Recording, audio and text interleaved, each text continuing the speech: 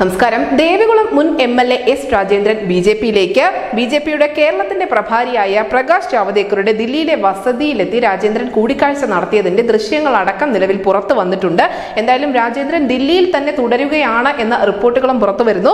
കഴിഞ്ഞ നിയമസഭാ തെരഞ്ഞെടുപ്പിൽ LDF സ്ഥാനാർത്ഥിയായിരുന്ന A രാജയെ തോൽപ്പിക്കാൻ ശ്രമിച്ചു എന്ന് ആരോപിച്ചുകൊണ്ടാണ് രാജേന്ദ്രനെ CPM-ൽ നിന്നും സസ്പെൻഡ് ചെയ്തത്. സസ്പെൻഷൻ കാലാവധി കഴിഞ്ഞുവെങ്കിൽ പോലും രാജേന്ദ്രന് അംഗത്വം പുതുക്കി നൽകിയിരുന്നില്ല. പ്രാദേശിക നേതാക്കൾ രാജേന്ദ്രന് വീട്ടിലെത്തി പാർട്ടി അംഗത്വ ഫോറം കഴിഞ്ഞ ദിവസം കൈമാറിയിരുന്നു. സീനിയർ നേതാവായ തന്നെ അനുനയിപ്പിക്കാൻ ജൂനിയർ നേതാക്കളെ വിട്ട് തന്നെ വീണ്ടും CPM അപമാനിച്ചിരിക്കുന്നു എന്ന ഉൾപ്പെടെയുള്ള പ്രതികരണങ്ങൾ രാജേന്ദ്രന്റെ ഭാഗത്തു നിന്നും ഇതിന്റെ ഭാഗമായി ഉണ്ടാവുകയും ചെയ്തിരുന്നു. എന്തായാലും ഈ സമയത്താണ് രാജേന്ദ്രൻ പാർട്ടി വിടുമെന്നുള്ള അഭ്യൂഹങ്ങൾ ശക്തമായത്.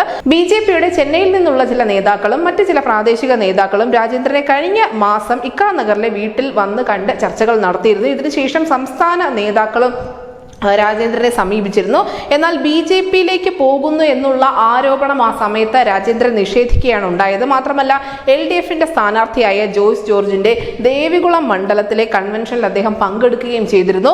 മണ്ഡല തല പ്രചരണത്തിന്റെ രക്ഷാധികാരിയായി S രാജേന്ദ്രനെ പാർട്ടി പ്രഖ്യാപിക്കുകയും ചെയ്തിരുന്നു. ഇത്തരത്തിലുള്ള നീക്കങ്ങളെല്ലാം നടന്നതിനൊടുവിലാണ് ഇപ്പോൾ ഈ S രാജേന്ദ്രൻ പ്രകാശ് ജാവദേക്കറുടെ വീട്ടിലെത്തിയിരിക്കുന്നത്, അവിടെ തന്നെ തുടരുന്നത്.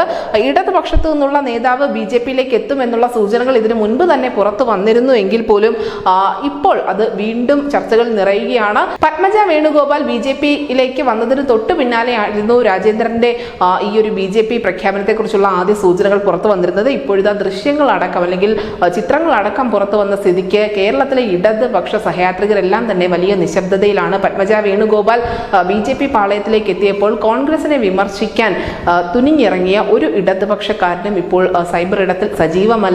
അവിടെയൊക്കെ വലിയ ഒരു നിശബ്ദതയാണ് നമുക്ക് കാണാൻ കഴിയുന്നത്. News desk CCTV Malayalam.